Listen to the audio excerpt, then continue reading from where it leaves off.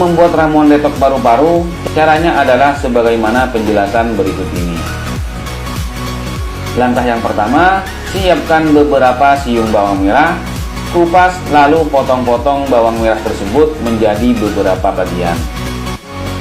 Walaupun bawang merah lebih dikenal sebagai bumbu masakan, ternyata bawang merah juga dianjurkan untuk pengobatan infeksi paru-paru dan juga membantu membersihkan lendir serta racun.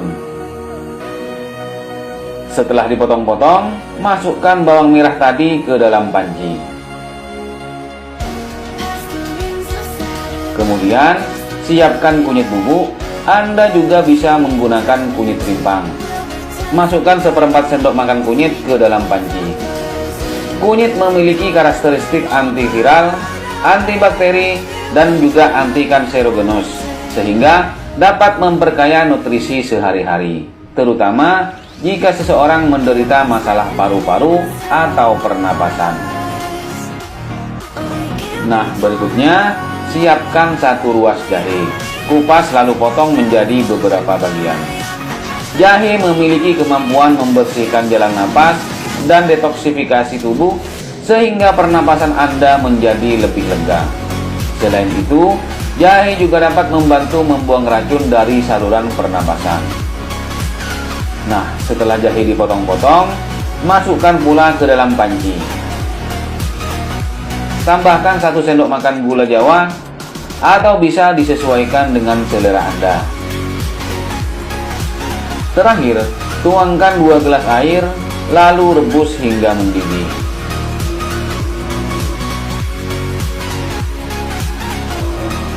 Setelah itu, tuangkan ramuan ini ke dalam gelas dan ramuan ini sudah siap untuk dikonsumsi. Minum ramuan ini secara rutin 1 gelas setiap hari. Ramuan ini memang sangat ampuh untuk mengeluarkan lendir dan racun dari dalam tubuh akibat rokok ataupun lainnya. Namun akan lebih baik lagi jika Anda mengurangi atau menghentikan kebiasaan merokok dan juga menghindari para perokok untuk menjaga kesehatan agar tetap terjaga. Oke teman-teman, itulah resep yang bisa kami sampaikan. Terima kasih. Jika Anda suka dengan video ini, silakan share ke teman-teman Anda supaya lebih banyak lagi orang yang tahu tentang informasi ini. Assalamualaikum warahmatullahi wabarakatuh. Sampai jumpa pada video selanjutnya. Terbangunkan pagi bersama matahari, aku bergetar sentuh dia, mataku terbang sampai ke langit, tubuhnya pun indah tuh pandangi, bikin mulus dan seksi.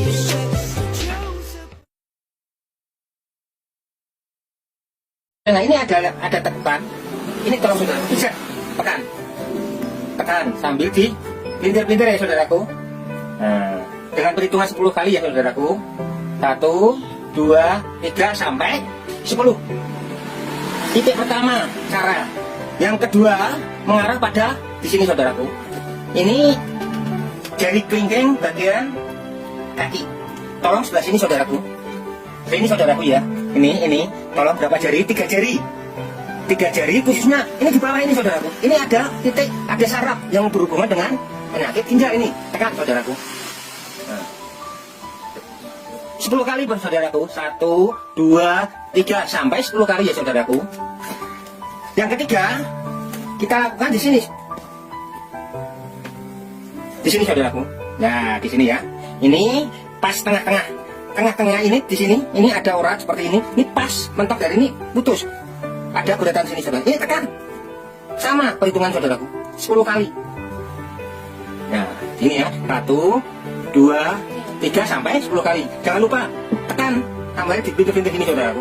Kalau nggak dipimpin nggak kerasa. Nggak ada efek, kurang berefek. Ya saudaraku. Setelah itu baris ketiga kita angkat ke sini saudaraku. Di sini saudaraku. Ini saudaraku ya. Khususnya bukan 1 jari tapi 2 jari. Berhubungan pas ini di bawah lambung. Terasa sakit saudaraku, tapi jangan khawatir. Demi penyembuhan, saudaraku harus tahu, bisa merasakan. Ini tekan. seandainya tangan untuk menekan tidak mampu, saudaraku boleh menggunakan yang tumbul apa, monggo. Silakan, tekan gini ya saudaraku. Nah, hitungnya 10 kali ya. 1, 2, 3 sampai 10 kali. Ya, setelah itu kita melangkah merambat di bagian sini saudaraku. Nah, di sini saudaraku ini. Khususnya ini saudaraku. Ini ya saudaraku, ini ya. Nah, ini di atas tumit saudaraku. Nah, ini ya. Atas tumit, ini di atas tumit ya saudaraku. Ini ada tumit di atas persis. Di atasnya persis ini ya. Ya, ini. Ini ada goresan ini sampai tekan ini. Nah, sama ibu jari ya. Nah, tekan. Sama, perhitungan sampai 10 kali. Ya. Ingat saudaraku. Nah, begini saudaraku ya. Terus sampai 10 kali saudaraku. Setelah yang terakhir saudaraku. Yang terakhir, pemijatan yang terakhir, jangan lupa saudaraku.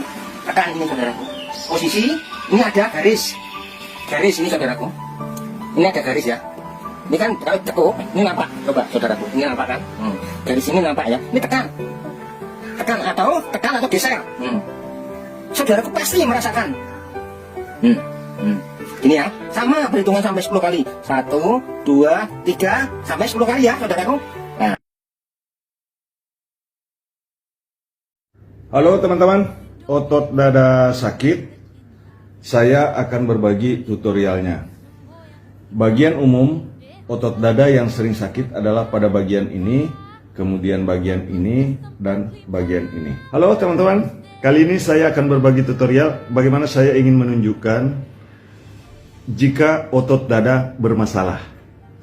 Follow ya, klik tulisan plus merah yang ada di samping untuk tutorial selanjutnya. Teman-teman, otot dada sakit biasanya pada bagian ini, dan bagian ini. Coba sekarang bagaimana cara pijitnya? Teman-teman, ini bisa dilakukan pada saat mandi. Jika direnggangkan seperti ini terlihat tulangnya. Pada ujung tulang ini, teman-teman bisa menekan seperti ini. Tekan di ujungnya. Tekan begini, ya. Tekan. Ini ototnya kelihatan sekali jelas mana yang harus ditekan. Nah, teman-teman bisa menekannya seperti ini. Saya gunakan satu bagian dulu. Nanti teman-teman bisa menekannya secara bersamaan. Tekan pada bagian ini, ya. Kalau diperlihatkan seperti ini, kemudian di bagian ini ototnya. Bagaimana kita mengenali susunan otot yang ada dalam tubuh kita. Caranya tekan ke arah luar seperti ini. Jangan terlalu keras. Bagaimana cara kita memijat otot dada? Jadi teman-teman bisa melakukannya seperti ini. Ke arah sini dulu. Relaksasi otot dada. Anda yang suka sesak napas bisa menekannya pada bagian kiri dan bagian kanan. Seperti ini ya. Nah, teman-teman bisa melihat, sekali lagi saya tunjukkan, ini ototnya. Jadi bidang ini yang ditekan, kemudian tekan juga ke arah belakang. Seperti ini, di bagian ini. Tekan, kemudian angkat. Tekan, kemudian angkat. Tekan begini, kemudian angkat. Dan untuk yang bagian ini, ya, yang bagian ini, ototnya kalau kita tekan seperti ini akan kelihatan memijat sampai pada bagian ini. Ini kita tekan juga. Tekan lagi, baru angkat. Tekan, kemudian angkat. Tekan, kemudian angkat. Nah, kalau pada saat mandi, teman-teman sebaiknya memijat seperti ini. Nah, ini bisa dilakukan sambil menggerakkan tangan seperti ini jika kita mandi. Tetapi otot yang bagian ini akan ketarik. Ya, otot yang bagian ini akan ketarik. Itu jangan terlalu memaksakan diri jika merasa kesakitan. Bisa jadi otot tangan Anda bermasalah, pijat dulu pada bagian ini. Pijat pada bagian ini seperti ini, teman-teman.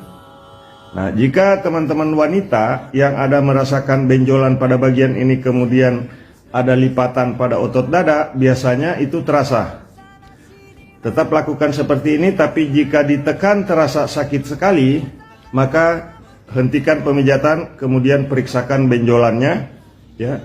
Pastikan bahwa itu lipatan otot dada atau ada hal yang lain. Nah, ini cara pijatnya dari sini dulu ke arah ini. Begini, dari ujung tulang ini, dari ujung ini ke arah luar seperti ini. Kemudian setelah itu memijat menggunakan satu tangan seperti ini ke arah luar. Pijat seperti ini. Tekan-tekan saja seperti ini untuk menjaga kesehatan diri sendiri. Jadi teman-teman jika merasakan otot dada bermasalah, jangan panik. Ya, merasa sesak, jangan panik.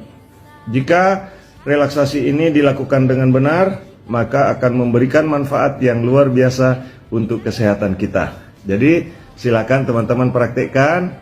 Mudah-mudahan video ini bermanfaat tentunya.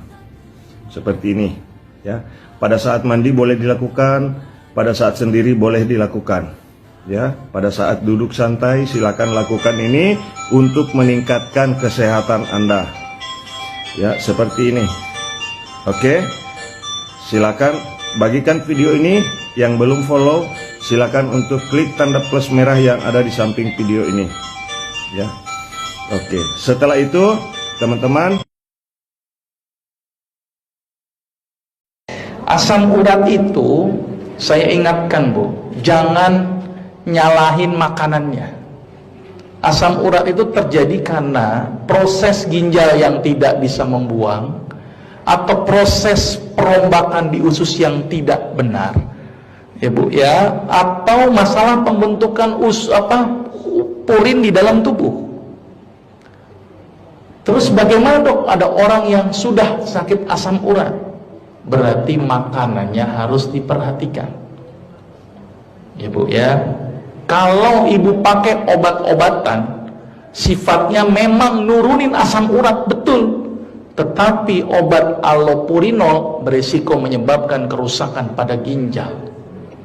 Jadi hati-hati penggunaan allopurinol. Mendingan obat alami yang terbaik untuk membuang asam urat yang paling sederhana dan ada di bumbu dapur adalah daun salam. Tapi saya ingatkan, daun salam bikin tensi turun, daun salam bikin gula turun. Bagaimana dok kalau seandainya saya sakit asam urat tetapi tensi saya rendah? Rebus daun salamnya pakai garam. Jadi biar tensinya biar stabil. Buah apa yang paling bagus untuk asam urat? Buah sirsak dan apel. Terus makanannya bagaimana? Batasi purin. Apa purin Bu? Seafood paling besar ini. Ayam, daging, jeroan, telur. Terus makan apa dok? Gitu kan? Ikan. Ikannya ikan tawar. Itu lebih bagus. Dan jangan makan yang hijau-hijau tua, karena itu tinggi purin. Terus makan sayurnya apa dok? Wortel, kentang, terong, oyong, labu siam, labu kuning, jagung, sawi putih. Sampai apal saya. Kayak tukang sayur saya jadi lama-kelamaan ya. Ya, jadi itu Bu, pantangannya dijalanin, terus kemudian minum yang banyak supaya dia terbuang. Karena kalau tidak nanti ngendap, timbul yang namanya topus. Topus itu asam urat yang ngendap, jadi ngeras itu. Dan itu beresiko. Ya Bu ya, jadi intinya batasi mulut kita. Karena percuma pakai obat kalau makanannya tidak dibenarkan. Diet rendah purin. Ya, hindari alkohol dan yang mengandung panas. Ya, contohnya tape itu jadi menghambat pengeluaran. Lemak pun juga terjadi penghambatan pengeluaran. Maka itu kenapa orang-orang yang gemuk itu lebih mudah terkena asam urat ketimbang orang-orang yang kurus. Karena lemak menghambat pengeluaran asam urat. Gitu ya Bu ya. Jadi minyak santan tolong dibatasi.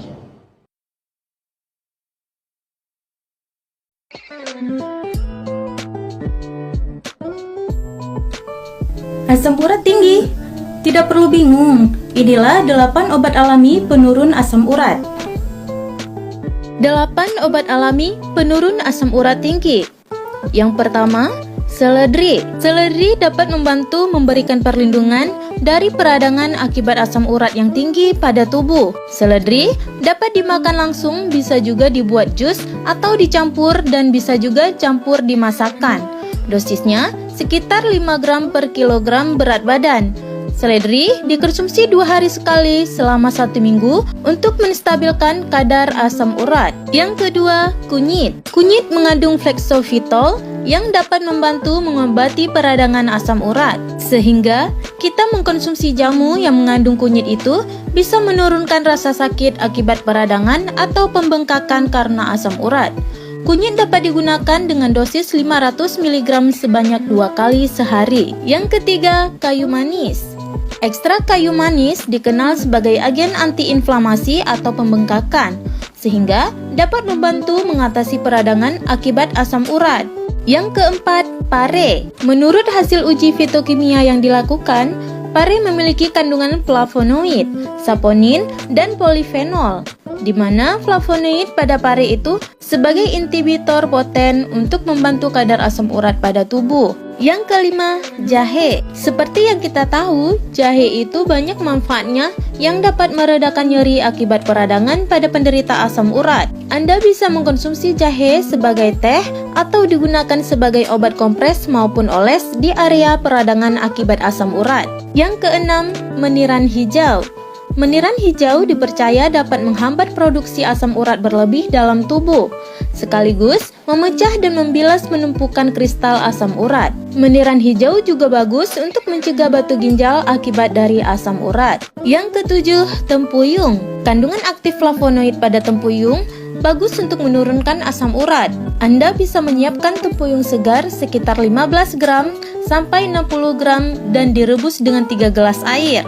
Setelah itu, rebus hingga menyisakan segelas dan dinginkan. Minum 2 kali sehari, masing-masing 1 gelas. Yang kedelapan, kayu secang. Kayu secang mampu menghambat produksi asam urat pada tubuh.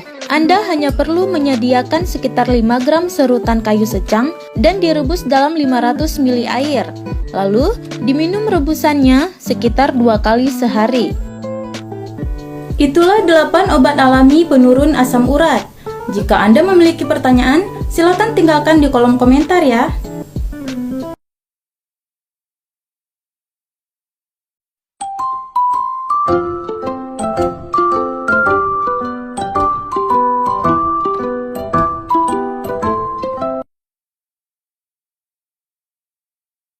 Assalamualaikum warahmatullahi wabarakatuh. Kembali lagi di channel Bunda Kabari. Semoga kita selalu dalam keadaan sehat walafiat dan selalu dalam lindungan Allah Subhanahu wa taala. Batuk jika terjadi terus-menerus akan membuat aktivitas kita menjadi terganggu. Jika teman-teman mengalami batuk berdahak, tenggorokan gatal dan susah bernapas, Anda bisa memanfaatkan daun kemangi untuk mengatasi batuk tersebut. Karena daun kemangi banyak mengandung minyak atsiri yang dapat membunuh bakteri serta bersifat ekspektoran yang dapat mengencerkan dahak. Selanjutnya kita bisa menambahkan cengkeh dan sedikit garam. Cengkeh ini juga sangat bagus untuk batuk karena dapat membunuh kuman serta juga dapat mengencerkan dahak. Caranya pertama-tama kita cuci terlebih dahulu cengkehnya, kemudian daun kemangi kita ambil sekitar 3 tangkai atau sekitar 10 hingga 15 lembar daun kemangi ya. Kemangi ini kemudian kita petik. Selanjutnya setelah daun kemanginya kita petik, sekarang kita bisa siapkan gelas. Kemudian kemanginya kita masukkan ke dalam gelas atau cangkir. Kemudian kita tambahkan garam dan cengkeh. Selanjutnya ketiga bahan ini bisa kita seduh dengan air panas. Air yang baru kita masak.